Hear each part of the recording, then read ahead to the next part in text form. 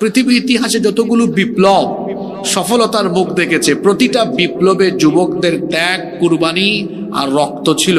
যুবকদের রক্তের উপর দিয়ে বিপ্লবগুলো সফল হয়েছে। সেই চীন বিপ্লব, ফরাসি বিপ্লব থেকে নিয়ে শুরু করে আপনি যদি এই সাবকন্টিনেন্ট, আমাদের এই ভারতীয় উপমহাদেশ, এর প্রতিটি সংগ্রামকে নিয়ে যদি আপনি পর্যালোচনা করেন তো দেখবেন 47, 52, 69, 71, 24 প্রতিটি বিপ্লবে যুবকরা ছিল সম্মুখ সারিতে। আবার যদি ইসলামের সবগুলো সভ্যতার বিজয় দেখেন তো দেখবেন সেখানে যুবকদের ডেডিকেশন সবচেয়ে বেশি। বদর, উহুদ, খায়বার, খন্দক, পরবর্তীকালে খোলাফায়ে রাশেদার আমল, বড় বড় যুদ্ধ, দিক বিদিক বিজয়ে যারা রক্তের সাগর আর নদী প্রবাহিত করে, রক্তের নদী আর সাগর সাঁতরায়া সাঁতরায়া এক হাতে কালেমার ঝান্ডা, অন্য হাতে তলোয়ার নিয়ে যারা অবিরাম গতিতে ছুটে চলেছে, তারা আর কেউ নয়, তারা হচ্ছে মুসলিম উম্মার তরুণ আর যুবকেরা। তরুণ যুবকরা ইতিহাস পাল্টায়, সভ্যতা পাল্টায়। তরুণ আর যুবকেরা ইতিহাসকে অদল বদল করে দেয়। যা মানুষের ভাবনার বাহিরে সেটা যুবকরা কম দেখা যায় বাস্তবতায় নিয়ে আসে। যা অসম্ভব যুবকরা সেটাকে সম্ভব করে তোলে। আপনারা দেখেন নাই আমাদের দেশে গত 17 বছরে রাবেয়া বসুরি জাতির ঘাড়ে এমন ভাবে চেপে বসেছিল, মুরব্বীরা ভেবেছিল এই বুঝা কি করে যে লাঘব হবে আমরা জানি না। হাই হুতাশ আর হাই হুতাশ। জেন জি যখন নামলো তারা বলল যতক্ষণ নাই রাবেয়া বসুরিকে তাড়াবো থামবো না। দেখা গেল রাবেয়া বসুরির সব গুলি, বুলেট যুবকদের বুকের উপর চালায়াও। কি সাংঘাতিক ছেলে পেলে এরা, এদেরকে ক্ষান্ত করা যায় না। যত গুলি ছোড়া হয় এদের তেজ যেন আরো তত বেশি বেড়ে যায়। যুবকরা হলো বারুদের মতো, এরা তুফানের মতো। তুফান আসলে বৈশাখ মাসে যেমন গাছের ডালপালা ভেঙে যায়, যুবকরা যখন কোন দিকে ঐক্যবদ্ধভাবে ছুটে যায় তখন সেই জাতির হয় উত্থান নইলে পতন হয়ে যায়। এজন্য যুবকদেরকে আমি বলি এরা টর্নেডো, এরা সাইক্লোন, এরা তুফান, এরা নদীর স্রোত। নদীর স্রোতের সামনে আসলে কিচ্ছু থাকবে? সব ভেসে যাবে। যুবকরা যেদিকে যায় সেই দিক পরিবর্তন হয়ে যায়। আজকের মাহফিলে যুবকদেরকে দেখে আমি বড় খুশি হয়েছি। এটা সব জায়গায় এরকম দেখা যায় না। যুবকরা কোরআনের দিকে, হাদিসের দিকে, ইসলামের দিকে ধাবিত হচ্ছে। তার মানে হলো যুবকরা এই বাংলাদেশকে একটি দ্বীনের বাংলাদেশ, ইসলামের বাংলাদেশ হিসাবে দেখতে চাচ্ছে। যৌবনকাল এটা যেহেতু মানুষের জীবনের সবচেয়ে দামি দৌলত, এজন্য এই যৌবনকালের বয়সের প্রতি ইসলাম খুব গুরুত্ব দিয়েছে। এমনকি স্বয়ং নবী করিম সাল্লাল্লাহু আলাইহি ওয়াসাল্লাম যুবকদেরকে অত্যন্ত ভালোবাসতেন, খুবই মহব্বত করতেন। সুবহানাল্লাহ পড়বেন না? তরুণদেরকে, যুবকদেরকে আল্লাহর নবী বড় মহব্বত করতেন, যুবকদেরকে আল্লাহর নবী বড় ভালোবাসতেন। একবার এক সমাবেশে আল্লাহর নবী বক্তৃতা করছেন। বয়সে খুব অল্প বয়সী এক তরুণ, একজন যুবক সাহাবী সমাবেশ স্থলে জায়গা পেলেন না, পেছনে তিনি দাঁড়িয়ে আছেন। আল্লাহর নবী বক্তৃতা দেওয়াকালীন এই দৃশ্যটা দেখলেন। দেখার পরে বললেন, সাহাবী তুমি দাঁড়িয়ে আছো কেন? ওই সাহাবী তখন বললেন, ওগো আল্লাহর নবী, বসার মতো কোনো স্পেস না পেয়ে আমি দাঁড়িয়ে আছি। এই কথা শোনা মাত্র রাহমাতাল লিল আলামিন তার গায়ের চাদর মুবারক ওই যুবক সাহাবীর দিকে নিক্ষেপ করলেন। এই যুবক সাহাবীর নাম হচ্ছে জারির রাদিয়াল্লাহু আনহু। আল্লাহর নবী তার নিজের চাদর মুবারক এইভাবে ছুঁড়ে মারলেন। এরপরে বললেন, জারির জায়গা পাও নাই তো কি হয়েছে?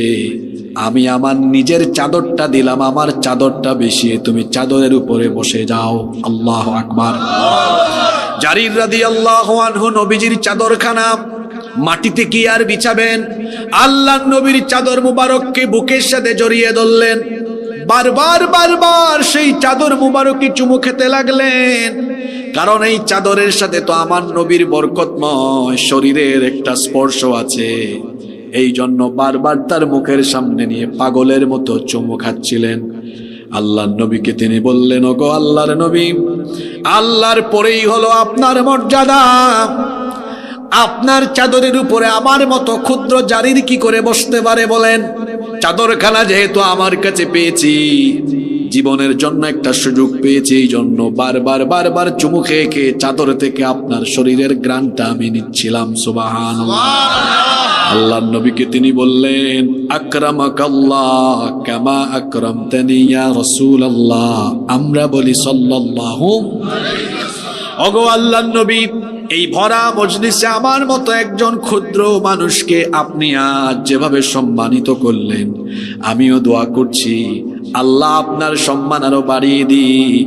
আপনার চাদরে বসার মতো কোনো সাহস আমার নাই, আমি শুধু সুযোগ পেয়েছি বলে চুমু খেয়েছি, চাদরখানা আপনাকে দিয়ে দিলাম। আপনি যে আমাকে এত মহব্বত দেখিয়েছেন, সম্মান করেছেন, এতেই আমার মনটা খুশি হয়ে গিয়েছে। সুবহানাল্লাহ। আপনার যুবক ভাইয়েরা, আপনারা মনোযোগী আছেন তো? চিন্তা করেন তো, আল্লাহর নবী চাদর দিয়ে দিয়েছেন, তাহলে ভালোবাসা কম ছিল না বেশি ছিল? রাসূল আমার ভালোবাসা, রাসূল আমার আলো আশা, রাসূল আলোচনা, রাসূল আমার কাজে কর্মে অনুপ্রেরণা। আমরাও আপনাকে ভালোবাসি ইয়া রাসূলুল্লাহ সাল্লাল্লাহু আলাইহি ওয়াসাল্লাম। আপনার জন্য আমাদের জান কুরবান হয়ে যাক, বলেন আমিন। তিনি যুবকদেরকে ভালোবাসতেন, কারণ এই যৌবনকাল এটা মানুষের জীবনের সবচেয়ে দামি দৌলত। এই বয়সে মানুষের শরীরে শক্তি থাকে অনেক বেশি, এই জন্য বিপদগামী চরিত্র নষ্ট হয়ে যাওয়ার সম্ভাবনা অনেক বেশি। যৌবনকালে যেহেতু মানুষের জীবন সবচেয়ে ঝুঁকির মধ্যে থাকে, আবার এই সময়টা মানুষের জীবনে বড় সম্ভাবনাময় সময়।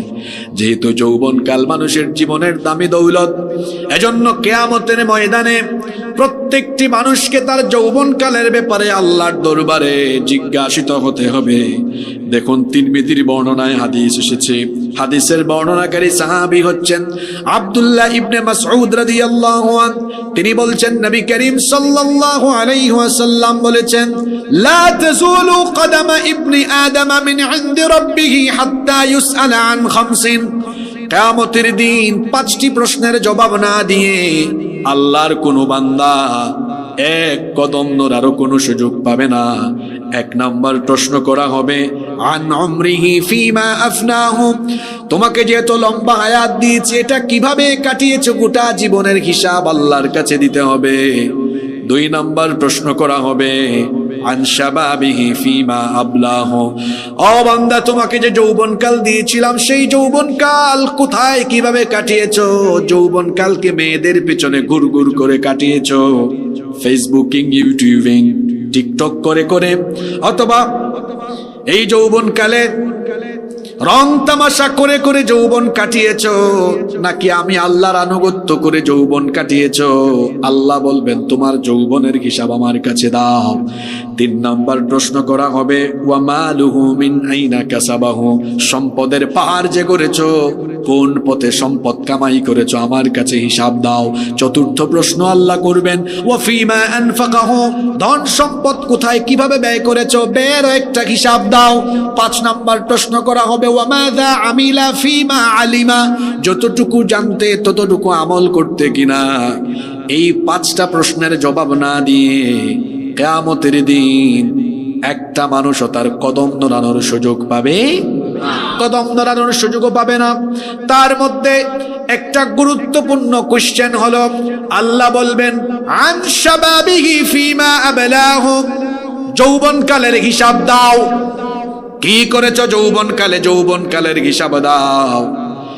আমার ছাত্র ভাইয়েরা, তরুণ যুবক ভাইয়েরা খেয়াল করে শুনেন, আল্লাহ যখন আমার আপনার যৌবনকাল সম্পর্কে হিসাব চাইবেন, তখন হিসাব দেওয়ার মতো পরিস্থিতি আমাদের যেন থাকে। এজন্য তো এই যৌবনকালকে কদর করা লাগবে।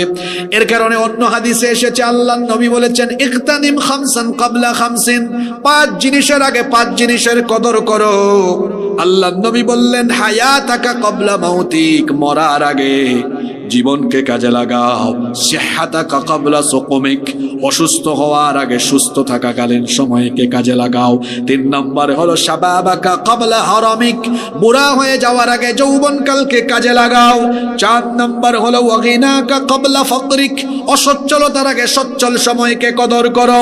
5 নম্বর হলো ওয়াফিরাগাকা ক্বাবলা শুগুলিক, ব্যস্ত হওয়ার আগে অবসর থাকাকালীন সময়টার কদর করো। এখানে আল্লাহর নবী একটা গুরুত্বপূর্ণ কথা বললেন, শাবাবাকা ক্বাবলা হারামিক, বার্ধক্যে যাওয়ার আগে যৌবনকালের কদর করো। কারণ যৌবনকাল চলে গেলে এই যৌবনকালকে আর ফিরে পাওয়া যাবে। এই দেখেন, আমার বাবার দাড়ি পেকেছে, চুল পেকেছে। এক সময় তিনি আমাদের মতো ইয়াং ছিলেন, যুবক ছিলেন। এখন যারা এখানে বয়সে তরুণ, যদি হায়াত থাকে আর কি, তাহলে এরকম চুলদারি আপনাদেরও পাকবে। যৌবনকাল এখন যেটা আপনার মধ্যে আছে এটা থাকবে না, এটা ফুরিয়ে যাবে, এটা চলে যাবে, এটা থাকবে না। আর যখন এটা চলে যাবে, এটা হারাতে যদিও কেউ চায় না, nobody wants to lose youth time, যৌবনকে কেউ হারাতে চায় না। দেখেন না, অনেক মানুষের চুলদারি হালকা হালকা পাকা শুরু করলে চুলদারিতে কলম মারে, রং করে দেয় না, এটা হারাতে চায় না। কত রকমের প্রচেষ্টা চালায় যে যৌবনকাল ধরে রাখবার জন্য, কিন্তু যৌবনকাল কি ধরে রাখা যায়? জোরে বলেন, ধরে রাখা যায়? যায় না, এটা চলে যায়। আর যখন এটা চলে যাবে, আপনি কোটি কোটি টাকা দিয়ে এই যৌবনকালকে আর ফিরে পাবেন না। ফিরিয়ে আনা কি সম্ভব? এই যৌবনকাল আর ফিরে আসবে না।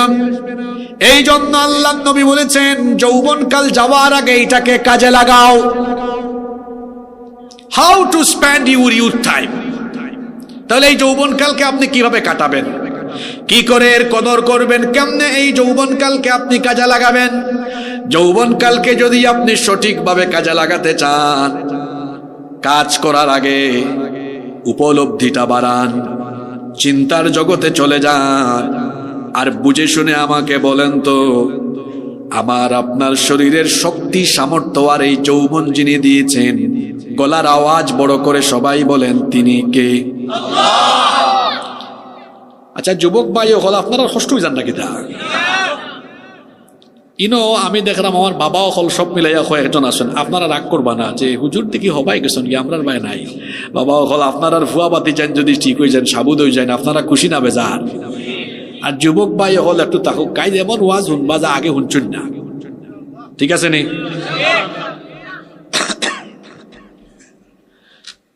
তো বলছিলাম যৌবনকাল কিভাবে কাজে লাগাবেন। কাজে লাগানোর জন্য আগে আত্ম উপলব্ধি করেন।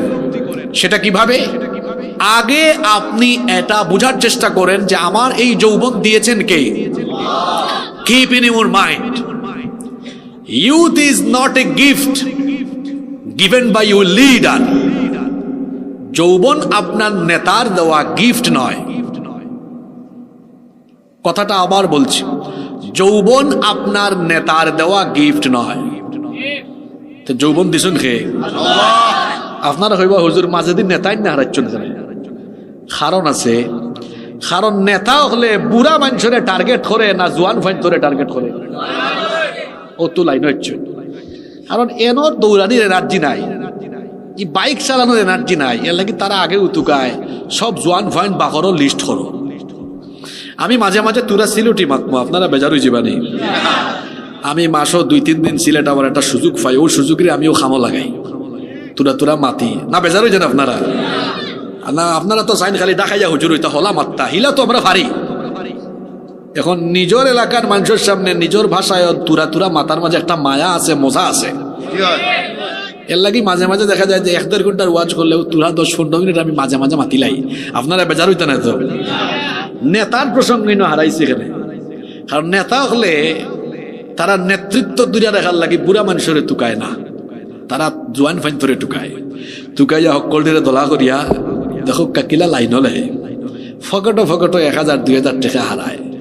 নাইলে পদ পদবীর লুপ দেওয়ায় দিবনে বা সামনে কমিটির পদ, বুঝছেন না? ও তার তামসা করিয়া আর লইয়া গেল লইয়া গিয়া কিতা করলো অনুকা বাই হল, যুবক বাই হল অনুকা, আমি তো আপনার আল্লাহ খানো ঠিক না নেই ওখানটা বুঝবার চেষ্টা করুক কারে বাবাই। এর বাদে কিতা করাইল হয় বাইকুক লইয়া যাও, খরে দি আর ফিসি দি, সামনে দি আর খরে দি, এবলা আরম্ভ করলো শুডাউন। হে আসলে আপনার তারুণ্য যৌবনের শক্তিরে আপনারে আবেগও ফালাইয়া না প্রতারণার জালও ফালাইয়া হে কিন্তু আপনার এই তরুণ আর যৌবন বয়সের শক্তিরে ব্যবহার করেন, আপনারা ইউজ করেন, আপনি টারু হইরা না, আপনারা সামসাল লাগান ব্যবহার করেন। কথাটা শুনতে বাদ লাগে কিন্তু আসলে বাস্তবতা তো ওটাও। আপনারা সামসাল লাগান কিতা করেন? এখন জুড়ে হৌকা এই যৌবন আল্লাহ দিছেন কোন নেতার নেত্রীর সামসামি করবার লাগে না কিনা? আমি তো আপনার আল্লাহ খান জোয়ান, আমার তো আব্বা ডাকলেও আমার নিতে পারতো না, পয়সা তো দূরের কথা, আব্বা ডাকলেও নিতে পারতো না। এখানে আমার শরীরের যৌবন, শক্তি, সামর্থ্য, গলার আওয়াজ, শরীরে যে ঘাম বারোয়, প্রতি ফুটা ঘাম তো মূল্যবান। এই ঘাম, শক্তি, সামর্থ্য, রক্ত ওটা দিচ্ছেন তোমার লাগান নেতা নেত্রীর সামসামি করবার না নেই। আমি অত একবারে বুকার স্বর্গ বসবাস করি না। আমার তারুণ্য, আমার যৌবন, আমার ঘাম, আমার রক্ত এটা কোনো নেতা নেত্রীর চামচামি করে দিব না। যদি দিতেই হয় তাহলে আল্লাহর জমিনে আল্লাহর দিন কায়েমের জন্য আমার যৌবনকে উৎসর্গ করে দিব।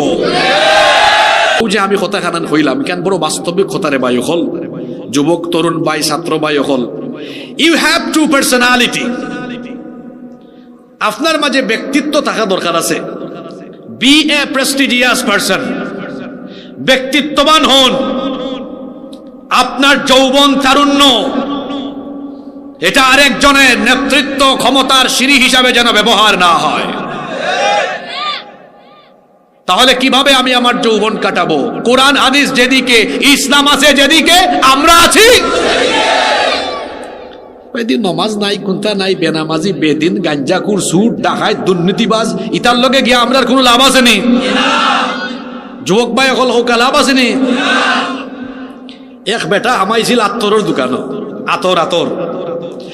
আতর কিনছে হচ্ছে না, ওলা 10 মিনিট রয়েছিল আতরের দোকানও। এখন আতরের দোকান কেউ যদি 10 মিনিট থাকে, এ আতরের দোকান থেকে বারোই আইলে লগে কিতার গন্ধ করবো। আরো বেটাই বিড়ি খায় না, কিন্তু রাস্তাত ফাইছে বিড়ি কুরল লাগাল আর আজ্জা করে ধরছে, আল্লাহ রে বাবা অনেকদিন বাদে দেখা হয়েছে, যাও সাই নেবলা এই বিড়ি করে যে খুলাখুলি করলো, এখন লগে কিতার গন্ধ হয়ে যাব। আচ্ছা, বিড়ি সিগারেট খাইলে রাগ করে না জানো, ইটা না খাও বালা, ইটা খাইলে তো নিজের বউয়েও দাম দেয় না, হয় হর তোমার লগে গন্ধ করে, ঠিক আছে না রে? যেটা খাইলে গন্ধ, ইটা খাই আর কোনো দরকার আছে না? হোক আছে আপনার আবার রাগ করিলেন না, খালকু আবার ইসলামী সমাজ কল্যাণ পরিষদের ভাই হলে ধরেন না, ধরে কয় থেকে হুজুর আনছ, সব আমরা বিরুদ্ধে ওয়াজ হয়ে গেছে। আচ্ছা, এখন ওকা এটা একটা উদাহরণ দিলাম। আতরের লগে থাকলে আতরের গ্রান, বিড়ির লগে থাকলে কি তার গ্রান? ই কথা ইকসান খেনে কইছে নৌকা। আতরের লগে থাকলে যারা আতরের গ্রান, ঠিক ওলা ইসলামওয়ালা দিন মানে, ইসলাম মানে উলামা মাশায়েখ, পীর মাশায়েখ, বালা বালা মানুষের লগে থাকলে তারার বালা বালা খাইসলত গুলা ইয়ার নিজের উপরে আসর করবার। বেনামাজি, বেদিন, যারা মধ্যে দিন নাই, যারা ইচ্ছা মতো চুরি ডাকাতি দুর্নীতি করে, তার লগে থাকলে আস্তে আস্তে আপনারও চুর ডাকাই দেওয়ার সম্ভাবনা আছে। এর লাগে যুবক ভাই হলে কইরাম, হয় আলেম হও, নাইলে আলেমর ছাত্র, নইলে আলেমর সাগরিদ লগে লগে থাকো। আতরের লগে থাকলে আতর, বিড়ির লগে থাকলে কোনবাই দৌড়াও গিয়া আবার কিজাত স্লোগান মারে, কয় আমার ভাই, তোমার ভাই, অমুক ভাই, তমুক ভাই। আর এমন সামসামি করে, সামসামি হইল 3 ক্যাটাগরির, লোয়ার সামসা, মিডিয়াম সামসা, আপার সামসা। তোর কইবা হুজুর ইলা কিলা বাক করলা, দেখেন না নি উপরে দি ছবি এটা লাগাইয়া ফুস্টারও বড় সামসার ছবি উপরে, মিডিয়াম সামসার ছবি মাঝে, লোয়ার লেভেলের সামসার ছবি তোলে দি। ইখান আবার কেউ যেন নিজের খান্দনে না লাগায়। আমি তো এখন নাম হয়েছি না, কারণ আমার কথা আপনার উপরে দিয়ে আপনি নিজে টাইনা নেন ফেলে। এটা তো আমি বাস্তবতা বুঝাইলাম। আমার ভাই হল, যুবক ভাই হলের হইরাম, আমার হইরাম, এইলাখান নিজের শরীরের শক্তি সামর্থ্য ইকসাইন মাইন্ডসের ফিসে দিয়া খরচ না করে যারা ছাত্র বাইরে পড়াশোনা করো, গবেষণা করো, নিজের কেরিয়ারের উন্নত জায়গাত নিয়ে যাও। আর বালা মানুষের লোকে চলো যারা নামাজি, যারা দেখলো আজকে কোরআন ফুটছনি, হাদিস ফুটছনি, সাহিত্য ফুটছনি, তাহাজ্জুদ ফরলাইনি, 5 ওয়াক্ত নামাজ জামাতে ফরলাইনি, এরা হইলো আপনার আসল বন্ধু। আর যারা দেখা হইলেও কয় কিতাবে পকেটও বিড়ি আসেনি, সিগারেট আসেনি, কিতারে খবর কিতা ও ভাই সান্দার টাকা কিছু মারসত নি, বাইরে বাগ দিস। কথা বুঝে যাননি? আমরা আলেম উলামা যেদিকে আমরা আছি, আলহামদুলিল্লাহ বাংলাদেশে এখন উলামা মাশায়েখরা ঐক্যবদ্ধ হয়েছে আলহামদুলিল্লাহ। যারা মুখে দি কোনটা বাড়ান না বোঝা যায়, তারা বড় বেজার হয়েছে। আলেম উলামা এক হইছেন, আপনারা খুশি না বেজার? খারা খারা খুশ না, একটু আত্মলুকা চাই না। আরে বাপ রে বাপ, দেখাই নি খারবা ই আল্লাহর কুতুবে গুয়া খাইয়া একবারে বেতাল হয়ে গেছে, তালুল ঠিক নাই। আমি ভাবছি আমার সামনে যারা বইছেন এরা বেশি গুয়া খাইরা, ফানসুপারি খাইরা, ফানসুপারি খাইরা তালুল ঠিক আছে, গুম যায় কারণ সাবা সাবি তো এটা আলাদা পরিশ্রম। এটা পরিশ্রম আছে না, ইভাই সাফা বাই দি, ইভাই হবাই দি না নে, কতটা কষ্ট, সাফাইয়া জুফাইয়া বহুত কষ্ট করে হজা গেছেন। আমি ভাবছি আজ খুব মনোযোগ আছে, কিন্তু এই যে ফান খাইয়া খাইয়া তালর ভিতরে বেতাল হয়ে গেছেন আমি তো জানি না। কিতা রে ভাই, জর্দার কিতা বেশি আছিল না কিতা? হ্যাঁ, ইতা খাওয়া যেত না। ইনো যারা আইসন সব ইমানদার মানুষ, আলহামদুলিল্লাহ হুক্কা। যাই হোক, মাঝে মাঝে ইতা কিছু মানুষ না থাকলে মাহফিলও মজাও থাকে না। আচ্ছা, কষ্ট জানি আপনারা আর আলেম ওলামা হলোর লগে আপনার টাকার দরকার আছে নি? আমরা আলেম ওলামাদের সাথে থাকবো ইনশাআল্লাহ। আমি আমার যুবক ভাইদেরকে বলছিলাম, যৌবনকালকে কিভাবে আমরা কাজে লাগাবো। যৌবন তো আল্লাহ দিয়েছেন, এই জন্য এই যৌবন যার পথে উৎসর্গ করতে হবে, যৌবন যার পথে কাটাতে হবে, যার আনুগত্য মতো পরিচালনা করতে হবে, তিনি কে? কি করে তাহলে আমি আমার যৌবনকে ভালোভাবে কাজে লাগাতে পারি? আমার এই যৌবনকালে সবার আগে আমি ফরজ ইবাদতগুলো যত্ন সহকারে আদায় করব। সকল ফরজের মধ্যে ঈমান আনার পরে একজন মুমিনের জন্য প্রধান দায়িত্ব হলো 5 ওয়াক্তের নামাজ। তাহলে আমি আমার যৌবন বয়সে নামাজের প্রতি এমন যত্নশীল হব, 1 ওয়াক্ত নামাজও আমার কাজা হবে না, নামাজ জামাতের সাথে আদায় করব। 1 ওয়াক্তের জামাতও আমাদের কাজা হবে না। কিন্তু দেখা যায় যৌবনের তাড়নায় আমাদের নামাজ কোন দিকে যে চলে যায় তার কোনো খবরও থাকে না। ও আমার যুবক ভাইয়েরা, তরুণ ছাত্র ভাইয়েরা, ঈমান আনার পরে একজন মুমিনের জন্য ফার্স্ট ডিউটি, প্রধান দায়িত্ব হলো 5 ওয়াক্তের নামাজ। এটা এমন এক ইবাদত, আল্লাহ নবী বলেছেন লা সালাতা লিমান লা দীনা লাহু, যার মধ্যে নামাজ নাই তার মধ্যে দিনদারিতা নাই। তার মানে যার মধ্যে নামাজ নাই তার মধ্যে ঈমানই নাই। এই নামাজ হলো এমন এক ইবাদত, সবচেয়ে বেশি সংখ্যক হাদিস যে সাহাবী বর্ণনা করেছেন, সাইয়্যিদুল মুহাদ্দিসিন আবু হুরায়রা রাদিয়াল্লাহু আনহু, এই হাদিসের বর্ণনাকারী সাহাবী, তিনি বলছেন আল্লাহর নবী বলেছেন ইন্না আউওয়ালা মা ইউহাসাবু বিহিল আবদু ইয়াউমাল কিয়ামাতি মিন আমালিহি সালাতিহি, নিশ্চয়ই কিয়ামতের দিন রব্বুল আলামিন মানুষের কাছ থেকে যখন হিসাব গ্রহণ করা আরম্ভ করবেন, সবার আগে আমার রব নামাজের ব্যাপারে হিসাব চাইবেন। তাহলে বলেন তো কিয়ামতের দিন কোন আমলের হিসাব আগে? আরো জোরে বলেন কোন আমল? তাহলে এই আমলের ব্যাপারে আমাদের সবাইকে সচেতন হওয়ার দরকার আছে না নাই? আমার যুবক ভাইদেরকে পা ধরে অনুরোধ করছি, আল্লাহর ওয়াস্তে নামাজ কাজা করবেন না। কারণ নামাজ যারা ছেড়ে দেয় তারা শয়তানকে হাসায়। আল্লাহর নবী বলেছেন ইবলিস কোন সময় সবচেয়ে বেশি হাসে আর কখন সে সবচেয়ে বেশি কাঁদে শোনেন। আল্লাহর নবী বলেছেন যখন ইবলিস কোন মানুষকে সাজদা দিতে দেখে তখন ইবলিস ইতাজালা শাইতানু আনহু ফায়াবকি, ইবলিস ওই ব্যক্তির নিকট থেকে অনেক দূরে চলে যায়। দূর থেকে ওই ব্যক্তির নামাজের সাজদার এই দৃশ্য দেখে ভয়াবহভাবে সে কান্না করতে থাকে। তাহলে এই হাদিস আমাদেরকে যে বার্তা দিল সেটা হলো, কাউকে যদি ইবলিস নামাজরত অবস্থায় দেখে তখন সে কাঁদে, আর যখন ইবলিস কাউকে ধোঁকা দিয়ে নামাজ থেকে দূরে রাখতে পারে, ইবলিস এই বেনামাজিকে দেখে হাসে। তাহলে এই হাদিস থেকে কি মেসেজ পেলাম, কি বার্তা পেলাম? আমরা যখন ফজরে নামাজে না গিয়ে ঘুমিয়ে থাকি, জোহর আসর মাগরিব এশা যখন কাজা করি, ইবলিস তখন হাসে। আর আমরা যখন 5 ওয়াক্ত আজান শুনে মসজিদে জামাতে গিয়ে আমরা শামিল হয়ে যাই, এই দৃশ্য দেখলে ইবলিস তখন কাঁদে। আমার যুবক ভাইয়েরা, গলার আওয়াজটা বড় করে বলেন দেখি, ডেইলি রেগুলার 5 বার আপনারা ইবলিসকে হাসাবেন না? কি করে আপনি ফজরের নামাজ ছেড়ে দিয়ে ঘুমিয়ে থাকেন আমার বুঝে আসে না। ফজরের নামাজটা যে ছাড়লেন, ঘুমের মধ্যে থাকলেন, এই ঘুম আপনার জীবনের শেষ ঘুম হয়ে যেতে পারে। জোহরের নামাজের আগে আপনার দাফন হওয়ার সম্ভাবনা আছে না নাই? কেমন করে ঘুমাও তুমি, কেমন করে ঘুমাও তুমি, ফজর করে কাজা, এমনও তো হতে পারে জোহরে জানাজা। Keep in your mind, there is no serial of death. মৃত্যুর কোনো সিরিয়াল নাই। আপনি ভাবছেন চাচা কবরে যাবেন আগে, আর আমি 12 বছরের 14 বছরের আমি কবরে যাব পড়ে। কে বলেছে আপনাকে?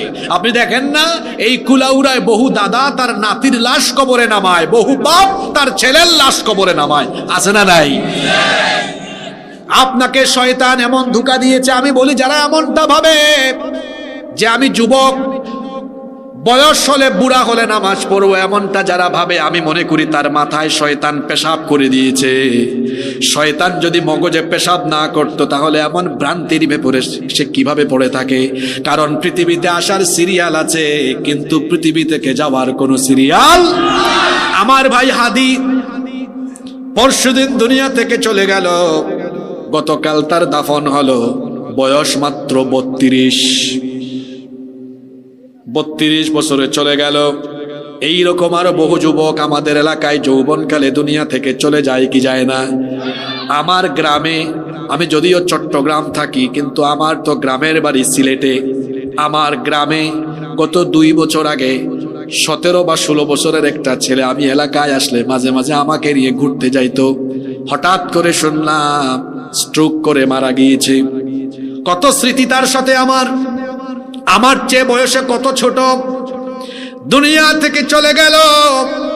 এখানে যত ছাত্র তরুণ যুবক ভাইরা আছেন যারা মনে করছেন হুজুর বুড়া হই, হাতে লাঠি নেই, চুলদারি পাকুক, তারপরে নামাজ আমি ধরবো, এটা একটা সুস্পষ্ট ভ্রান্তির ভেতরে আপনি পড়ে আছেন। আমার ভাইয়েরা, শয়তানের এই খপ্পরে পড়া যাবে না। বরং আজকের এই মাহফিলে এখানে বসেই সিদ্ধান্ত নিন, আর আমি কোনোদিন নামাজ কাজা করব না। এতদিন ভুলে ভুলে ভুলে ভুলে শয়তানের ধোঁকায় নামাজ ছেড়েছি, আজ থেকে আমি আর আমার নামাজ কখনো ছাড়বো না। নামাজ যারা ছেড়ে দেয় এদের জীবনে গুনাহ বেড়ে যায়, পাপ বেড়ে যায়। নামাজ যারা 5 ওয়াক্ত আদায় করে এদের পাপের সংখ্যাও কমতে থাকে। কারণ 5 ওয়াক্ত নামাজের জন্য সবার আগে নিজের শরীরটাকে পবিত্র রাখার দরকার আছে না নাই? যুবক ভাইরা, কথাগুলো মনোযোগ দিয়ে শুনেন। নামাজ আপনার গুনাহ কমিয়ে দিবে, পাপ কমিয়ে দিবে। একটা সময় আপনাকে গুনাহ থেকে পবিত্র একটা পথে এই নামাজের মাধ্যমে আপনি পরিচালিত হতে পারবেন। কারণ দেখেন, 5 ওয়াক্ত নামাজের জন্য সবার আগে শরীরটা পবিত্র রাখতে হয়। অনেকে আছে যারা নামাজে যায় না, পেশাব করে, এরা পানিও নেয় না। এখানেও আল্লাহর এমন বহু কুতুব বসে আছে যারা ওয়াজ শুনতে আসছে, কিন্তু আজকে সারা দিনে একবারও পেশাব করে পানি নেয় নাই। অসুবিধা নাই, ঠিক বলার দরকার নেই। শুনেন, যা করার করেছি। মনে রাখবেন, আমার আল্লাহর দয়া অনেক বেশি। যুবক ভাইরা, এতদিন যত গুনাহ শয়তানের খপ্পরে পড়ে করেছেন, আজকে যদি এখানে তওবা করেন, তওবার মতো তওবা করলে আপনার সব ভুল ভ্রান্তি মাফ করে যিনি দিবেন তিনি কে? এত দয়ার সাগর আপনার রব, এত দয়াবান, এত মেহেরবান তিনি। কেন আপনি সেই রবের কাছে তওবা করবেন না? আপনার রবের দয়া তো অনেক বেশি, এত বেশি দয়া। আমার আপনার গুনাহ যদি হয় পুকুরের পানির সমান, আমাদের রবের দয়া হলো হাওর বাওরের পানির সমান। আপনার গুনাহ যদি হয় হাওর বাওরের পানির সমান, আমার আল্লাহর দয়া হলো নদীর পানির সমপরিমাণ। আপনার গুনাহ যদি হয় নদীর পানির সমপরিমাণ, আমার আল্লাহর দয়া হলো সাগরের বিশাল জলরাশির পরিমাণ। আপনার গুনাহ যদি হয় সাগরের বিশাল জলরাশির সমান, আমার আল্লাহর দয়া হলো আকাশের সমান। আপনার গুনাহ যদি একেবারে জমিন থেকে আকাশের উচ্চতায় চলে যায়, মনে রাখবেন আপনার গুনাহ যদি হয় আকাশের সমান, মনে রাখবেন আমার আল্লাহর দয়া হলো তার আরশের সমান। সারা জীবন গুনাহ করেছেন, গান বাজনা, ইউটিউবে আজে বাজে ভিডিও, গুগল শরীফে গিয়ে পর্নো সাইটে ঢুকে আজে বাজে ভিডিও দেখা, পর্নোগ্রাফিতে আসক্ত হওয়া, অনলাইন জুয়ায় আসক্ত হওয়া, কিংবা মাদকাসক্ত হওয়া, কিংবা আরো বড় বড় গুনাহে লিপ্ত হয়ে যৌবনকালে অনেক গুনাহ করেছেন। এক্ষুনি আজকে এখানে তওবা করেন। যদি জীবনটাকে পরিবর্তনের সিদ্ধান্ত নিয়ে অনুতপ্ত হয়ে অবনত মস্তকে এখান থেকে তওবা করতে পারেন, এই প্যান্ডেল থেকে উঠে বাড়ি যাওয়ার আগে আপনার সব গুনাহ আল্লাহ মাফ করে দিবেন। সুবহানাল্লাহ। এই যৌবনকালকে ভালো করে গঠন করার সিদ্ধান্ত আজকে নেন, এখনই নেন। এই যে এত নামাজ আমরা ছাড়লাম, আজকে আমরা এটার জন্য লজ্জিত হই, আর আমরা ডিসিশন তৈরি করি, আমরা সিদ্ধান্ত নেই আর কখনো নামাজ ছাড়বো না, বরং নামাজের সামনের কাতারে থাকবো। আমরা সামনের কাতারে দাঁড়িয়ে যাব। 5 ওয়াক্তের নামাজকে আমরা জামাতের সাথে আদায় করব। শুধু 5 ওয়াক্ত নামাজ নয়, যুবক ভাই হল কষ্ট জানি আপনারা, শুধু 5 ওয়াক্ত নামাজ নয়, মনে রাখবেন যৌবনকালে শয়তান এসে আমাদেরকে খুচাখুচি করে বেশি। এই শয়তানি উপাদান তো সবার হাতেই আছে, আছে না? এখন কুরফাইতে রাত 3টা-4টা পর্যন্ত তারা মোবাইলও তাহাজ্জুদ করে। কিতা করে মোবাইলও? আপনারা আসেই ভাল লাগে, আপনার কথা ইচ্ছেন হাসানা বিছা। ওই দেখরা নেই আমার চাচার শরীরে ফুরান আদুস নদুস, সেখানে তাইন যখন জোয়ান আসলা তারা আমলো ইটা মোবাইলও আসিল না, আসিল না চাচা হুক্কা চাই ইটা আসিল না, টিভি নাই, ওয়াইফাই নাই, তো ওয়াইফাই বার হয়েছে, ওয়াইফাই এর বাদে ওই যে ডিশ কোনটা আসিল না, এর লাগে তারা হাঞ্জা বাদে এটা বহুত কষ্ট করি রাত 8টা-9টা পর্যন্ত হজাক থাকা, বড় জোর 10টা বাদে হজাক থাকতা গিলা বিরক্ত তো, সময় কাটাইবার কোনটা নাই। জি আরো আগে ঘুমান নেই, ওই দেখো গুম ঠিক আছিল করি এখন চেরা ছবি ঠিক উত্তরবঙ্গ। গত সপ্তাহ গিয়া দেখি এক চাচা আইসন কইরা, আমি কইলাম চাচা আপনার বয়স কত? 100। এবই ইয়াং হিবাই 100 বছরের চাচা ইয়াং, অঙ্কু বয়স হইল 16-17, হে দিনও 8 লাগে ও ফরিজার এখানে জানার নিতে হয়েছে। এখন তো হও লাগবো এক সাইন হই দিতাম নি, খেনে ইলা হয়েছে। আমি কই খালি ইতারাই তো তার মুখে দিয়ে চাইলে হায় রে হায় লাগে। বাংলাদেশও দুর্ভিক্ষ হচ্ছে, কারণ তার গাল দুই খান বাঙ্গিয়া একবারে 8 দিন চিফার ভিতরে আমাইছে ওলা। তার অবস্থা ইলা হয়েছে কিতার লাগে ইলা হয়েছে, কারণ 24 ঘন্টার মাঝে 16-17 ঘন্টা হে মোবাইল বাই খালি আজে বাজে জিনিস দেখে, আজে বাজে জিনিস কুম্বাই আছে ওটা তুকায়, রাত 3টা-4টা পর্যন্ত হজাক থাকে, ঘুমায় না। তার শরীরের সব যৌবনতা করি করে নষ্ট হয়ে যায়। রাত 3টা-4টা পর্যন্ত মোবাইল আর ইন্টারনেটের অপব্যবহার কইরা হে তার যৌবন নষ্ট কইরা জিনার সাগরও ডুব দিছে দেখিয়া বিয়ার আগে উতার ব্যাটারি ফিউজ আশ্রায় জোয়ান ভাইতে আশ্রায় কথা একসান মিশানা হাসা যে ভদ্র ফায়দা আবার শিকারও করিল। আমার ভাই হল বুঝাইয়া কইরাম, আমরা উত্তরে ভাই পড়ালেখা করছি, মোবাইল ল্যাপটপ সবটা ওই ব্যবহার করছি। এটা ব্যবহার করা হারাম নাই, কিন্তু একটা লিমিট থাকা দরকার, একটা লিমিট থাকা লাগবে না। এটা আনলিমিটেড হয়ে যা, ফরার টাইমে ফরা, ঘুমের টাইমে ঘুম। রাত 11টার বাদে মোবাইল এটা এত থাকার দরকার আছে না? 11টা কেন? আমি তো কইমু এসার বাদেও দরকার নাই। মোবাইল চার্জ দিবা এটা তাতে 2-3 দিন যায়, অত বেশি মোবাইল ব্যবহার করার তো দরকার নাই। এখন কুরফয়েন্টে দেখবা অনলাইনে তারা জুয়া খেলে। আগে আসিল বাসর জারর চিফা চাফাই জুয়া খেলতা লুকাইয়া, অঙ্কু আর লুকাইয়া নাই, ঘরের ভিতরে অনলাইন জুয়া। ইতা চাচা হলে ইতা ওয়াজ বুঝরা না, যারা বুঝার হেরা ঠিকও বুঝের, বলে হুজুরে থেকে হক বলতা জানো একবারে। কিতা অনলাইন জুয়া আছে না? এখন মামলাও আছে, পাবজি কিতা বার হইছে অঙ্কু, ফ্রি ফায়ার। আমি এক জায়গাত মাহফিল গেছি, তো এক বাড়িত লইয়া গেছেন, হুজুর পাক্কা কষ্ট করে আইসন, রেস্ট লুকা। এখন হুনরাম হয় মারো ফায়ার ফায়ার, আরো তো এই সময় রাবে আবসরির টাইম। আমি কই হায় রে হায়, আইজ স্টেজে উঠার আগে আমি ফায়ার। তাড়াতাড়ি কমিটির বাইরে ফোন দিছি, ভাই আপনি কয় বলে কিতা হইছে, বলে সকালাও ফায়ার হয়ে যাব। আওয়াজ কইরা হুজুর ফায়ার খুব বাইরে বলে বাইরে পরিবেশ তো এমনিও বলা নাই যে রিস্ক লইয়া মাহফিল হয়। একটা সময় আসছিল না বাংলাদেশে বড় রিস্ক লইয়া মাহফিলও যাওয়া লাগতো, বাইরে পরিবেশ সুবিধা দেখলাম না। সাইডো ভাই আওয়াজ শুনতাম ফায়ার ফায়ার, কোন ভাই ফায়ার হইতো। হয় হুজুর বুঝছি ই ফায়ার আমার গরো। হইলাম আপনার গরো কিতা জিনিস আছে, মিশিনিটা কিতা লাইসেন্স করা নেই। হয় না হুজুর আমার ফুয়া লাগার মুখ কম্পিউটারও ফ্রি ফায়ার খেলেন। আমি কই হায় রে হায়, আপনারা আসেইবার লাগে হইরাম না, ইলা বহুত পরিবারও আছে না নাই? তরুণ যুবক ছাত্র ভাইদেরকে বলবো মোবাইল আর ইন্টারনেটের অপব্যবহার বন্ধ করেন। এই বয়সটা হলো বড় গুরুত্বপূর্ণ সময়, গুরুত্বপূর্ণ বয়স। এই জন্য আমি বলছিলাম আল্লাহর প্রিয় বান্দারা রাত জেগে জেগে মোবাইল স্ক্রল করে করে সময় কাটায় না, তাহলে আল্লাহর প্রিয় বান্দারা, আল্লাহর ভালোবাসার বান্দারা রাত জেগে জেগে কি করে? এই জবাব কি কোরআনে কারিমে নাই?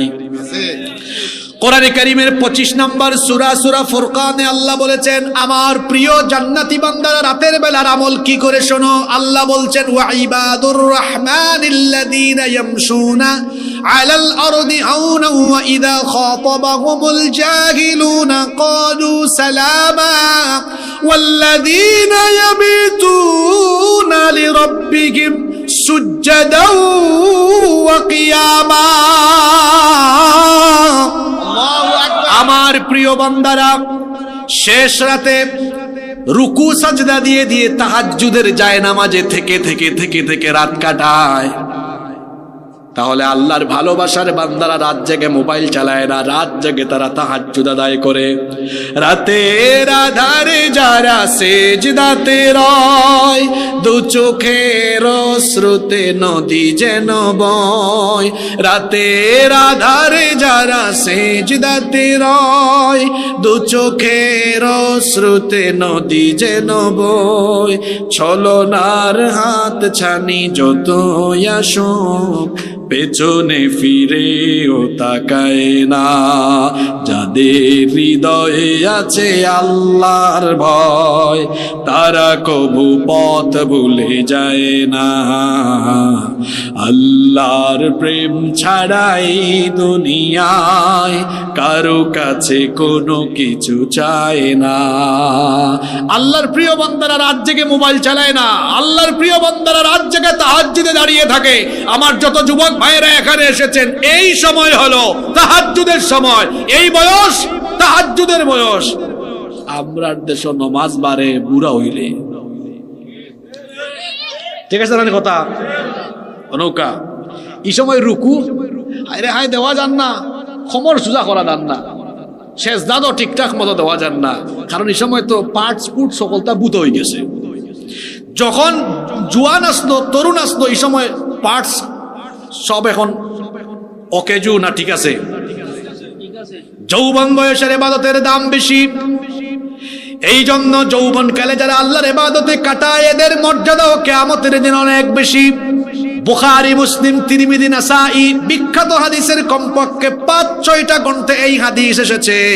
আল্লাহর নবী বলেছেন কিয়ামতের ময়দানে যখন সকল মানুষ আল্লাহর সামনে একত্রিত হবে, সেই দিন সূর্য মানুষের মাথার একেবারে নিকটবর্তী হয়ে যাবে। গোটা হাসরের ময়দান তামায় পরিণত হয়ে যাবে। গাছপালা বৃক্ষরাজি কিছুই থাকবে না, আল্লাহর আরশে আজিমের ছায়া ছাড়া সেই দিন আর কোনো ছায়া থাকবে না। সাবাতুন ইউযিল্লুহুমুল্লাহু ফি যিল্লিহি ইয়াওমা লা যিল্লা ইল্লা যিল্লুহ। 7 শ্রেণীর মানুষকে সেই দিন আল্লাহ তাআলা দয়া করে তার আরশে আজিমের ছায়ার নিচে জায়গা দিবেন। এর মধ্যে এক শ্রেণীর মানুষ হলো ওয়াশাবুন নাশাআ ফি ইবাদাতিল্লাহ।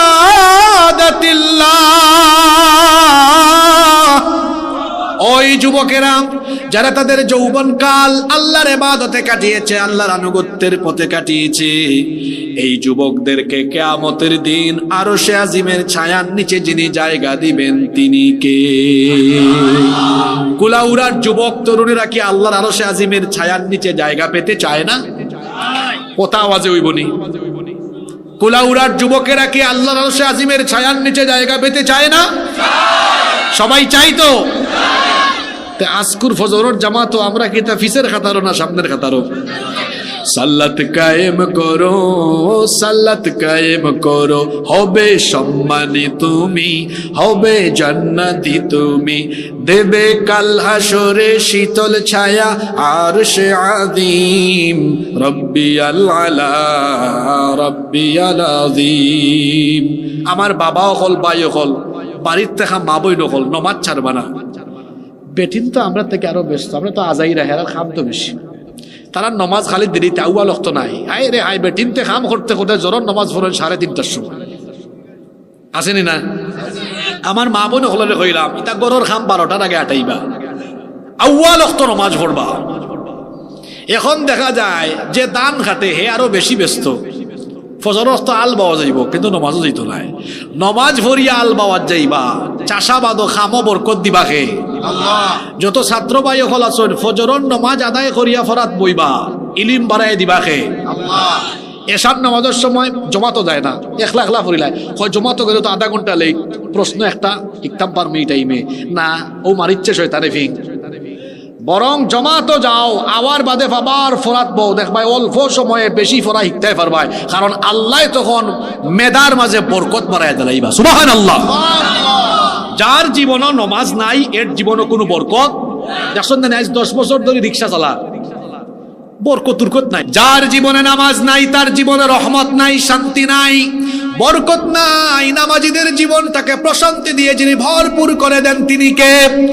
এই জন্য যুবক ভাইদেরকে বলবো, যৌবন কালের কদর করতে হলে সবার আগে নামাজের আমল ঠিক করতে হবে, কারণ ঈমান আনার পরে সবচেয়ে বড় ডিউটি হলো নামাজ আদায় করা। যৌবন কালকে কাজে লাগাতে হলে সবার আগে নামাজের আমল ঠিক করতে হবে। নামাজের পাশাপাশি বর্তমান সময়ে যৌবন বিধ্বংসী, যুবকদের চরিত্র বিধ্বংসী অন্যান্য যত উপাদান আছে সেগুলো থেকে নিজেকে সেফ রাখতে হবে। যেমন মাদকাসক্ত অনেক যুবকেরা আছে, এরা তাদের যৌবনকে মাদক দিয়ে নষ্ট করে ফেলছে। ইয়াবা, গাঁজা, ফেন্সিডিল সীমান্তবর্তী এলাকা দিয়ে এগুলো চালান হয়। যুবকদের ঘরে ঘরে, ক্যাম্পাসে ক্যাম্পাসে, বিশ্ববিদ্যালয়ে ছড়িয়ে দেওয়া হচ্ছে, গ্রামে গ্রামে ছড়িয়ে দেওয়া হচ্ছে, যাতে আমার যুবকেরা নষ্ট হয়ে যায়। যুবক ভাইদেরকে বলবো, মাদকের সাথে আমাদের কোনো সম্পর্ক, মাদক থেকে আমরা আমাদেরকে হেফাজত করব, কারণ যারা মাদক গ্রহণ করে এদেরকে আল্লাহ লানত দিয়েছেন, রাসূল লানত দিয়েছেন। এবং মাদকাসক্ত লোক যারা মাদক গ্রহণ করে এরা শয়তানি কাজের সাথে সম্পৃক্ত, কারণ আল্লাহ সূরা মাঈদায় বলেছেন, ইন্নামাল খামরু ওয়াল মাইসিরু ওয়াল আনসাবু ওয়াল আজলামু রিজসুম মিন আমালিশ শাইতান। নিশ্চয়ই মদ, জুয়া, এই যে মাদক, জুয়া, ভাগ্য নির্ণায়ক তীর, ভাস্কর্য, প্রতিমা, আল্লাহ বলেছেন এগুলো হলো রিজসুম মিন আমালিশ শাইতান, এগুলো হলো শয়তানি কাজ। এজন্য আমার কলিজার টুকরা ভাইদেরকে বলবো, মাদকের সাথে আমাদের কোনো সম্পর্ক, শুধু মাদক নয়, অন্যান্য যে চরিত্র বিধ্বংসী উপাদান আছে, বিশেষ করে আমি তথ্য প্রযুক্তির কথা বলবো। প্রযুক্তি আমাদের হাতের কাছে থাকায় এই প্রযুক্তির অপব্যবহারের ফলে আমাদের যৌবন চরিত্র নষ্ট হয়ে যাওয়ার সম্ভাবনা কম না বেশি। ফেসবুক চালাবো, ইউটিউবও দেখবো, কিন্তু সেখানে যেন আমরা আজে বাজে জিনিস না দেখি, আজে বাজে কাজ না করি। আমার ভাইয়েরা মাথায় সব সময় রাখবেন, আমার আপনার অন্তরের খবর জানেন কে? কেউ যেটা দেখে না সেটা আল্লাহ দেখেন, কেউ যেটা শুনে না সেটা আল্লাহ শুনেন। এই যে বাড়িতে আপনি রাতের বেলা দরজা বন্ধ করে দিয়ে মোবাইলটা হাতে নিয়ে ওয়াইফাই কানেকশন দিয়ে, অথবা আপনার মোবাইলের ডাটা কানেকশন দিয়ে আপনি ইউটিউবে গিয়ে গুগল শরীফে ঢুকে আজে বাজে ভিডিও দেখা আরম্ভ করলেন, আপনি ভাবছেন আপনার বাবা দেখে না, মা জানে না, পরিবারের কেউ জানে না, কিন্তু আমার ভাইয়েরা একাকী নীরবে নিবৃতে আপনি যা করছেন, যা দেখছেন, সবকিছু যিনি দেখেন এবং শোনেন তিনি কে? সে আল্লাহকে ভয় করুন। আমি এক বাক্যে বুঝিয়ে দেই, যৌবনকালে চারপাশে তো গুনাহ, সামনে গুনাহ, পিছনে গুনাহ, ডানে গুনাহ, বামে গুনাহ, গুনাহের তো উপাদান। তাহলে এই সমাজে আমি আমার যৌবনকে কেমনে হেফাজত করব? আমাকে আপনাকে যৌবন হেফাজতের জন্য বাইম মাছের মতো হয়ে যেতে হবে। কি জাত মাছ? আমরা সিলেটি ভাষায় কই বাইং মাছ। ম ফালাই দিছি আমরা, 19 কাল লাগাইছি। বাইং মাছ খাল বিলো পাওয়া যায় না নি? বাইং মাছ থাকে কিতার ভিতরে, মাতুন না খানে ফেকর ভিতরে, ফেক সিলেটি ভাষায় কই দিলাম, ফেকর ভিতরে দেখেন আনি ফুটি মাছ চিনেন নি আপনারা? ফুটি মাছ খোলের ভিতরে রাখলে দেখবা তারপরেও কিছু কিছু ময়লা উইলা তার শরীরত দেখা যায়, কিন্তু বাইম মাছ দুই হাত ফেকর ভিতরে, ইটারে বাকইরা খালি খোলত রেখা দেখবা, না সাঙ্গার মাঝে, সাঙ্গা চিনেন নি আপনারা? সাঙ্গার মাঝে রেখা দেখবা হক্কা চাইন তার শরীর কোনো খাদা কোনো ফেক আছে নি? চিন্তা করুক কাছান আসিল কোনানো ফেকর ভিতরে, কিন্তু তার শরীরে কোনো ফেক। আমি ই বাইম মাছের কথা আনছি এখানে।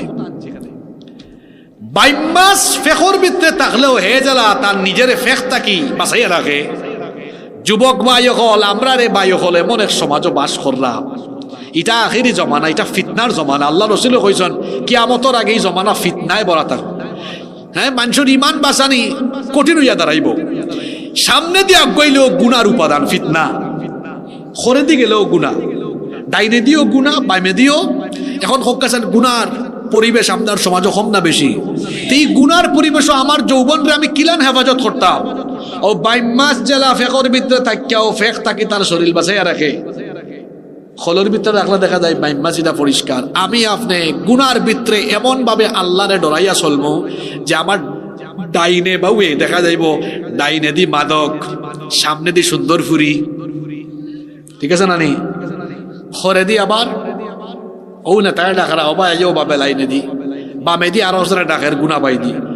বাইমাত জেলা ফেকর ভিতরে তাকিয়াও পরিষ্কার থাকে। আমরা 4-500 গুণা থাকা সত্ত্বেও আল্লাহরে ডরাইয়া এমন ভাবে চলবো যে মালাকুল মউত ইয়া আমার শরীর থেকে যেন রুহটা টান মারবা, তাই না যেন রুহ বার করে দেখুন ইয়া আল্লাহ ই কিতাবা ইগু দেখি এত গুনার সমাজের ভিতরে তাকিয়াও তারে এত পবিত্র রাখছে আল্লাহরে ডরাইয়া এমন ভাবে চলছে, ইগুও দেখি গুনাহ থাকি একবারে পবিত্র আর পরিষ্কার। সুবহানাল্লাহ। হুকা ও ওলান জীবন আমরা গঠন করতাম পারমুনি, মাথুকা পারমুনি।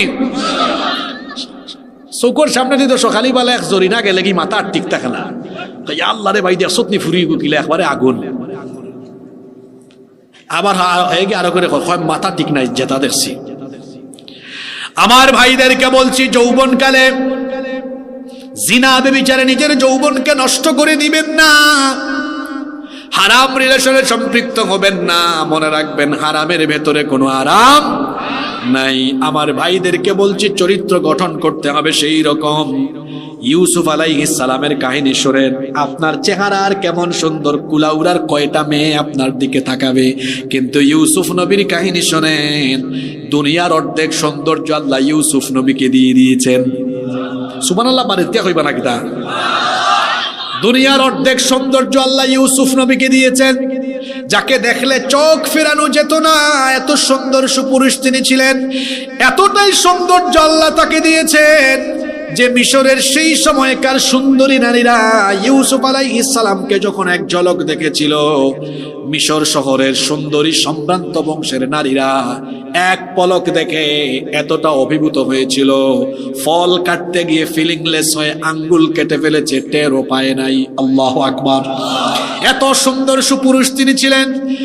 যেই ঘরে তিনি লালিত পালিত হয়েছেন, সেই ঘরের দুষ্ট মহিলা জুলাইখা, মিশরের সম্ভ্রান্ত বংশের এবং আজিজে মিশরের স্ত্রী, যিনি কিনা একদিকে যেমন ছিলেন সুন্দরী, অন্যদিকে ছিলেন অত্যন্ত সম্ভ্রান্ত। প্রতিদিন তার চোখের সামনে দুনিয়ার অর্ধেক সৌন্দর্য পাওয়া এই যুবককে দেখতে দেখতে দেখতে দেখতে একদিন পাগল পাড়া হয়ে তার দাসীর মাধ্যমে সাইয়েদনা ইউসুফ আলাইহিস সালামকে তার খাস কামরায় নিয়ে আসলেন। এই খাস কামরায় আসার জন্য 7টা দরজা ছিল, সবগুলো দরজা বন্ধ করে দিলেন। সবগুলো দরজা বন্ধ করে দিয়ে তারপরে বললেন, ইউসুফ লাগবে না, ইউসুফ আসো আমার কাছে এসে আমার মনোবাসনা পূরণ করো। তিনি ইউসুফ আলাইহিস সালামকে কুপ্রস্তাব পেশ করলেন। ইউসুফ আলাইহিস সালাম এই প্রস্তাব রিজেক্ট করলেন, প্রত্যাখ্যান করলেন। আর আমাদের যুবকরা তো এমন, আই লাভ ইউ বলতে চায়, আর কোন দিক থেকে উল্টা যদি আসে তাহলে তো মাতাল হয়ে যাবে। আর ইউসুফ আলাইহিস সালামকে এই মহিলা তার খাস রুমে ডেকে নিয়ে এই কুপ্রস্তাব দিচ্ছে, সব দরজা বন্ধ করে দিয়েছে। আল্লাহর নবী ইউসুফ আলাইহিস সালাম আল্লাহকে ভয় করে প্রস্তাবটা ফিরিয়ে দিলেন। এরপরে এই মহিলার ষড়যন্ত্র থেকে বাঁচার জন্য আল্লাহর উপর ভরসা করে, তিনি জানতেন সবগুলো দরজায় তালা দেওয়া, তাও তিনি আল্লাহর উপর ভরসা করে যখন দৌড় দিলেন, আল্লাহ তার নবী ইউসুফ আলাইহিস সালামের উপর খুশি হয়ে সবগুলো দরজা তার কুদরতি ব্যবস্থাপনায় তার জন্য খুলে দিলেন। আমার তরুণ যুবক ভাইদেরকে বলবো, আমাদের চরিত্র হবে এমন, আমাদের সামনে দিয়ে মেয়েরা হেঁটে যাবে কিন্তু আল্লাহকে ভয় করে তাকাবো না, কারণ নিষেধ করে দিয়েছেন কে? সূরা নূরের ভেতরে আল্লাহ বলেছেন, কুল্লিল মুমিনিনা ইয়াগুদ্দু মিন আবসারিহিম।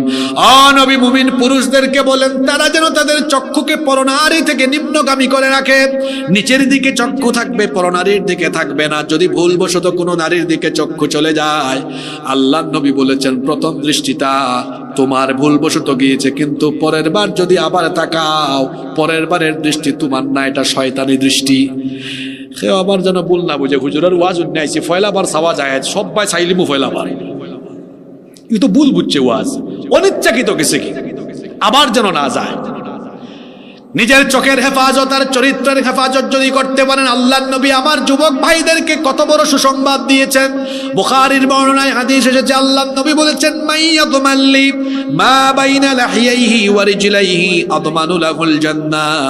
যে যুবক তার জবান এবং তার লজ্জাস্থানের হেফাজত করবে, লজ্জাস্থানের হেফাজত মানে হলো যেই যুবক বিবাহ বহির্ভূত হারাম রিলেশনে সম্পৃক্ত হবে না, যে যুবক তার যৌবনের হেফাজত করবে, যৌবনের জিম্মাদারি গ্রহণ করবে, আল্লাহ নবী বলেছেন কাল কিয়ামতের দিন আমিও তার জন্য জান্নাতের জিম্মাদার হয়ে যাব। খালি সুবহানাল্লাহ হইলে হইতো না, আমার যুবক ভাই হলে কথা দেওয়া লাগবো, বিয়ার আগে সব হারাম রিলেশন বাদ। মুখে দি মাত পারন না, না হুজুর তলে তলে গার্লফ্রেন্ড আছে তো এখন কিলা বাদ দিলে এটা মতদিনের জিনিস, আজ খুব লক্ষ্য ফলাই দিব, রাজি আসেননি? কিতা মাত মারার না খাওয়াই তো টেনশনে ভরে গেছে, আরে আই কিলা বাদ দিতাম। আমার ভাই হল হারাম কোনো আরাম, যৌবনকাল নষ্ট হয়ে যাবে যদি আপনি বিবাহ বহির্ভূত হারাম রিলেশনে সম্পৃক্ত হয়ে যান। কেরিয়ার শেষ, ছাত্র জীবন শেষ, ফিউচারও শেষ। ব্যক্তিত্বহীন অভদ্র ছেলেরা মেয়েদের পেছনে ঘুরে, অসভ্য ছেলেরা মেয়েদের পেছনে ঘুরে, আর যারা ব্যক্তিত্ববান ছেলে তারা মেয়েদেরকে পিছনে পিছনে ঘুরায়। তুমি কি তার লাগে ফুরিন্তর করে দি ঘুরাও? পড়ালেখা কইরা কেরিয়ার রে এমন জায়গা নিয়ে যাও, দেখবেন তুমি ঘুরা লাগতো না, সুন্দর সুন্দর ফুরিন্তর বা ভাইয়া কইবা আমার ঘরে বা একটু সুন্দর ফুরি আছো ঘুরে নাও, দেখা যাইব কেরিয়ার রে বালা করে যাইতে পারলে ফুরিন্তর বাপ তোমার করে দি ঘুরাইবা। এখন হও তোমরা ঘুরতায় না ঘুরাইতায়, আমি আইতা যত মিসকিন হলা জমা ততে হৌতে কুত্তা হও, তোমরা ঘুরাইতায় না, নিজেরা ঘুরাইতায়, ঘুরবায় না ঘুরাইতায়, ঘুরাইতায়। তো ঘুরাইতে হইলে কিতা করা লাগবো? এটা গার্লফ্রেন্ড টার্লফ্রেন্ড বানাইলে আজকু ব্লক, আর ই গাঁর আশপাশে তাহলে তো হিতা আফা হলে ইয়া আল্লাহ হুজুরে আমারও হলতা শেষ করে হতা বইনাইন তোরে কইলাম আপনিও ব্লক, ঠিক আছে নানি কথা? তবে আমি বিশ্বাস করি কুলাউরা তিতা নাই। ইন্না লিল্লাহি ওয়া ইন্না ইলাইহি, তো জায়গা মতো হয়ে গেছে কথা ইকছেন না কিতা? কুলাউরার ফয়েন এত সুন্দর সুন্দর, কি স্মার্ট ফয়েন, আর আমরা সিলেটি ফয়েন আসলে স্মার্ট না? আপনারা সন্দেহ আছে না? ইকান হাসা কথা কইছি, ইকান আপনারা ফার্ম দেওয়ার লাগে কইছি না। আসলে ন্যাচারালি সিলেটি মানুষ সকল একটু সুন্দর, কারণ সিলেট জায়গাটাও সুন্দর। আর ইনো হযরত শাহজালাল শাহপরান রহমতুল্লাহ আলাই তান্তানোর একটু সুহবত ফুরি গেছে, তো এটা অলিয়া উলিয়ার জমিন না নেই, এখান 360 আউলিয়ার জমিন, এখানে আধ্যাত্মিকতা বেশি, আলিম ওলামার খেদমত বেশি কেন, আর এখানের মানুষের দিন মানে আলিম ওলামারে মহব্বত করে। আমরা সিলেট এখনো বহুত এলাকা আছে, আমি ঘুরি ঘুরি দেখছি এখনো বেটিনতে ও শীতর দিনও ছাত্রী লইয়া বারোই আছে, তো আমরা সিলেট বহুত এলাকাইতে আছে। ও খালি খানাইঘাট নাই, আরো বাক্কা জায়গা আছে, আমি দেখছি খানাইঘাট ওইটা আছে, আরো বাক্কা জায়গাত আছে, বুঝছেন নি? তো এত সুন্দর সুন্দর ফুয়াইল, খালি চেহারা সুর এত সুন্দর হইলে হইতো না, এত চরিত্রেও সুন্দর হওয়া লাগবো। ফেসবুক যারা চালাও ফুরিন্তর আইডি দিকে আনলে উত্তর খালি গিয়া হন ঢুকি যাও, ইটা ইটা বাদ দিলাও আজকে তাকে এখানে হন। কিছু কিছু মানুষ ভার্চুয়াল জগৎ সুন্দর, এখন আপনারা জানেন এটা ইফেক্ট মারি দেয় নানি, ক্যামেরাত লাগে 1 লাখ আর বাস্তবে আল্লাহ ওলা লাগে ওই যে আমার বেগল লাখান ওলা আছে না নীলা তি দুকাত ফুরিয়ারে বাই লাভ নাই, হিবাই দিয়ে আস্কারা মাস্কারা লাগাইয়া ছবি একটা তুললা, এর উপরে আবার ইফেক্ট আর অঙ্কুর টিটকিনা ভুয়া ফুরিনতে আল্লাহ যে ব্লগ করো তো ব্লগ বার হয়েছে একটা। আচ্ছা এতদিন আছিল ফুড ব্লগ, ট্রাভেল ব্লগ, অঙ্কু বার হয়েছে কাপল ব্লগ। অঙ্কু জামাই বইয়ে কিতা করেন ও তা ভিডিও বানাইয়া কন্টেন্ট অর্থাৎ ইউটিউবে দিবা, ফেসবুকে দিবা। আপনারা দেখছেন নি এটার নাম আমি দিছি বউ ব্যবসা। কিতা ব্যবসা? ইগো কি যাত সামার আপনি চিন্তা করুক কা খেনে কথা কইছে অনুকা হে আর জিনিস পাইছে না, হে বউ ব্যবসা আরম্ভ করছে। কুলাউলাতিতে আসেনি না কিতা নাই না নেই। আচ্ছা ও যে বউরে ব্যবসার পণ্য বাড়াইলো ইতারে আমি কই আচ্ছা আপনার বউ নাক কিলা, ঠুট কিলা, গাল কিলা, চেহারা কিলা, এটা যদি আর বেটাই দেখিলায় দেখে যদি হয় আফা আপনি যে সুন্দর, আপনার বউরে এখন সুন্দর আর আপনার হুনিয়া যদি খারাপ না লাগে, ও ভাই আপনার পুরুষত্ব আছে কিনা এটা সন্দেহ রাখে, আপনি আসলে পুরুষ নামর কলঙ্ক। এটা বেটা মানুষ নাই, সন্দেহ আছে, বেটিনও নাই। সে কইছে বেটিন, বেটিনও নাই, এটা এটা পুরুষ নামর কলঙ্ক, ঠিক না বেঠিক? আমার যুবক ভাইদেরকে বলছি তথ্য প্রযুক্তির এই অপব্যবহার আর ফিতনা থেকে নিজেকে হেফাজত করেন। যারা এখানে লেখাপড়া করেন, পড়ালেখায় মনোযোগী হওয়ার পাশাপাশি 5 ওয়াক্তের নামাজ আর অন্তরে তাকওয়াটা বিল্ড আপ করেন, দেখবেন যৌবনকাল অনেক সুন্দর কাটবে। যৌবনকালটাকে সুন্দর করে কাটান, ন্যায় আর ইনসাফের পথে নিজেকে বিলিয়ে দেন। যেমনি ভাবে আমার ভাই হাদি ন্যায় আর ইনসাফের পথে থেকেছে, দেশপ্রেমে উদ্বুদ্ধ হয়ে দেশপ্রেমে সে জীবনটাকে বিলিয়ে দিয়েছে। আপনারা হাদি চিনেন না? হাদি আসলে তার বাবার নাম, কিন্তু তার নাম শরীফ উসমান, শরীফ উসমান বিন হাদি, আমার ভাই উসমান। আরে এই লোকটারে আসলে মরার পরে আমরা মূল্যায়ন করলাম, আগে মূল্যায়ন করতাম পারছি না। আমরা মাতুকা মূল্যায়ন করতাম পারছি না। যুবক ভাই হলে মাতুক আছেন আমার লগে, প্রতিটা বক্তব্য আপনারা হয়তো এখন ফেসবুকে দেখলাম, কি ছেলে, কি দেশপ্রেমিক, মুখো যা ভিতরেও। আহা আমার ভাই উসমান আজকে 10 দিন হয়ে গেছে, এখনো পর্যন্ত অপরাধী গ্রেফতার করা হয়েছে না। স্বরাষ্ট্র উপদেষ্টা অথর্ব অযোগ্য অপদার্থ এক হয়েছে কিতা হয়, আমরা যদি অপরাধী দৌড়া ইত্তে ভারতে 50 লাখ টাকা দিব। আচ্ছা অপরাধী যদি দৌড়িয়া দেওয়ার দায়িত্ব আমরা দিও, DGFI, NSI, CID, police, rape, DB তার খাম খান কিতা। আজকে 10 দিন হয়ে গেল আমার বাইর খনিরে এখানে এখনো গ্রেফতার করা হয়েছে না। প্রত্যেক বাহিনীর প্রধান হলরে অবশ্যই জবাবদিহিতা থানা দরকার। হুনরাম হাসানি না মিছে জানি না, যে সীমান্ত বলে ফাড়ি দিয়া গেছে কি, যদি যায় বিজিবির বাই হলে তোমরা কিতা করবা? সীমান্তত বইয়া চকি নাই দিয়া কিতা করো তোমরা? চকিদারি না কই নাই ভাই, অপরাধী অকল বাড়াইয়া যায় কিলা। আর লাগা দেশও যে এরা খালি অপরাধী অকল আশ্রয় দেয়, সামনে না অনুকাতে সামনে দিয়ে তার খবর হইব। তুমি না অপরাধী ফালরা এসকালত দেখা যাইব তোমার বুকুর ভিতরে ফুসা রাইব। এরা অপরাধী লালন পালন হইরা প্রমাণ দিছে আসলে এই দেশটা একটা সন্ত্রাসী দেশ, এটা সন্ত্রাসী রাষ্ট্র। ইটা এমন অসভ্য দেখছেন নি? হৌ বেটা খসাই মোদি হে 16 তারিখ ফেসবুকে স্ট্যাটাস দিছে, আপনারা দেখছেন নি স্ট্যাটাস? এটা বলে তারার বিজয় দিবস। এক গড়ের বেটি একটু তুরা বেমার হয়ে গেছেন, সালম রান্দা 72 খালি রান্দ্রা, এখন তুরা একটু খারাপ লাগে, লাগা করার রচনটা কইছেন, ও ভাবি আয়া তুরা 2টা লাড়া দুকা হেন লাড়া দিয়া কইরা তরকারি ইকছে না আমার। এটা একটা উদাহরণ দিলাম। যুদ্ধ করলাম আমরা, তারা নাই লাগা দেশ হিসাবে সাহায্য করলো, সাহায্য করে এখন বলে তারার বিজয় দিবস। আস্তে আস্তে বোঝা যায় যে ভারত আসলে বাংলাদেশটা সম্মান করে না, বরং তারা বাংলাদেশে ব্যবহার করতে চায় তারার ইচ্ছা মতো, এবং এই দেশটারে তারার সেবাদাস বানাইয়া আমরারে তারার গুলামির জিনজিরাত আবদ্ধ রাখতে চায়।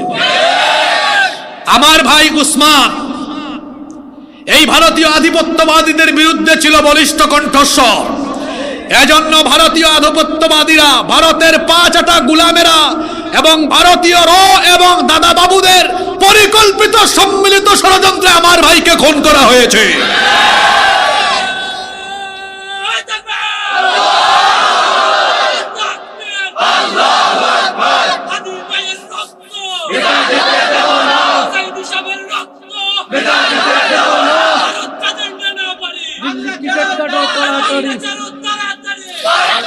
আমার ভাই যে সুন্দর স্লোগান দিয়েছেন, নানা বাড়ি হইতাম না, মামু বাড়ি হইতাম না, শ্বশুর বাড়ি হইতাম, কোনটাও বুঝলাম না।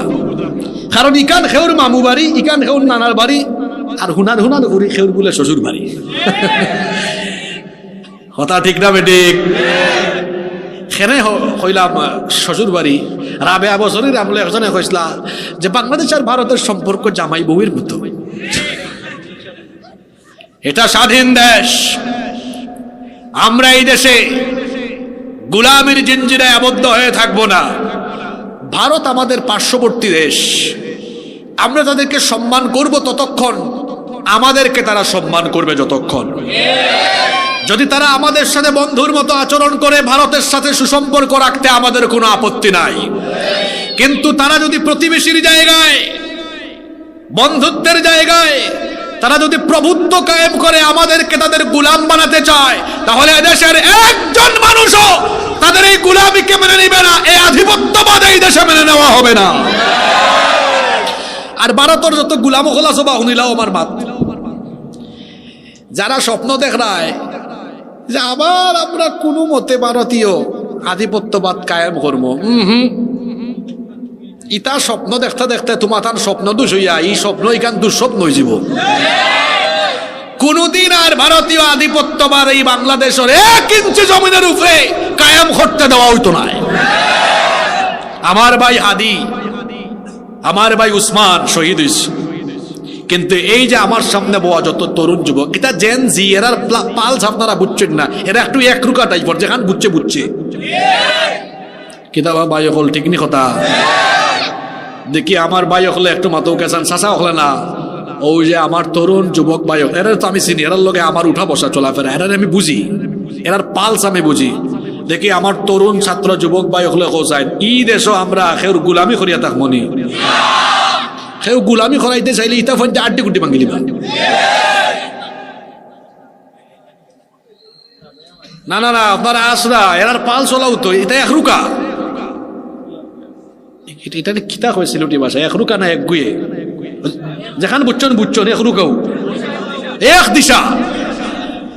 যারা মনোহররা ই দেশ ভারতীয় আধিপত্যবাদ কায়েম হইবে, এটা বুকার স্বর্গ আছে, এটা বাইরিয়াইতে ফেলতে সুদা করে ফেলাই দিবা। আপনি দেখছেন না 24 সালও গুলি মারে, তার আগে দেখছো ওলাও পায়। আমি এক ফুয়ারে পাইছি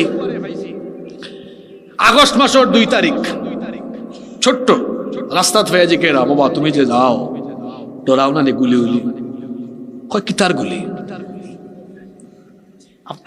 আপনারা আসরা। আমি অবাক হয়ে গেলাম, কিতা কয়? আমি কইলাম যদি গুলি করে করলে করি লাও, জীবন একটা ওয়ান টাইম। ও এ খাদিরে মারিয়া জেতায় বাবরা, ও শেষ সপ্তাহ ঠান্ডা ব্যাকল কর। এই দেশ হাদির মতো আরো কোটি কোটি তরুণ আছে যারা দেশর লাগে জীবন দিব। যদি প্রয়োজন হয় রক্তের নদী আর সাগরে আমরা সাঁতার কাটবো, তাও আমরা এই দেশের 1 ইঞ্চি জমিন কোন আধিপত্যবাদীদের হাতে তুলে দিব না। প্রয়োজনে আমরা শাহাদাতের নজরানা পেশ করব। আমরা শহীদ হতে জানি, কারণ আমাদের সিলসিলা হলো শাহাদাতের সিলসিলা। আমাদের পূর্বসূরীরা বদর, উহুদ, খায়বার, খন্দক পেরিয়ে রক্তের নদী আর সাগর সাঁতরিয়ে ইনসাফের ঝান্ডা নিয়ে সম্মুখ ভাগে এগিয়ে গিয়েছেন। তাদের উত্তরসূরি আমরা। আমাদেরকে হুমকি ধামকি, গুলি, রকেট, বোমা এগুলো দিয়ে আমাদেরকে থামানো যাবে না। হয় আমরা শহীদ হয়ে যাব, নইলে আমরা ইনসাফের ঝান্ডাকে সমুন্নত করেই রাখবো। আমরা থামানোর শক্তি আসেনি, সাউন্ড তো কমে গেছে, আসেনি? আমরা কিতা হয়েছিলাম? আমরা তুফান। আমরা কিতা? আসলেও আমরা তুফান। আমরা তুফান, আমরা টর্নেডো, আমরা সাইক্লোন, আমরা দুর্বার, আমরা দুরন্ত। আমরা যেদিকে যাই সেই দিক বিজয়ের ধ্বনিতে ধ্বনিত হয়। যারা ভাবছা যে এইটা সবটা ঠান্ডা হয়ে যাব, ঠান্ডা হইতো না, আরো গরম হইব। যুবক ভাই হলে হক্কা, আমরা এই দেশটারে বদলাইতাম চাইনি। দেখলানি 54 বছর ধরে কিতাওর, হায় রে হায়, আমরা দেশ খালি করে দি যান। মাঝে মাঝে দেশের বাইরে জায়গা থেকে সব আগুয়ে যারা, আমরা খালি রাস্তায় এখন হয় এখন চিলেফে 6 মাস বাদে যায় কি সুরর সুর হল চুরি ডাকাতি করে করে আমার দেশটারে শেষ করা হয়েছে। আমরা দেশের সম্পদের অভাব নাই, খালি বালা মানুষের অভাব।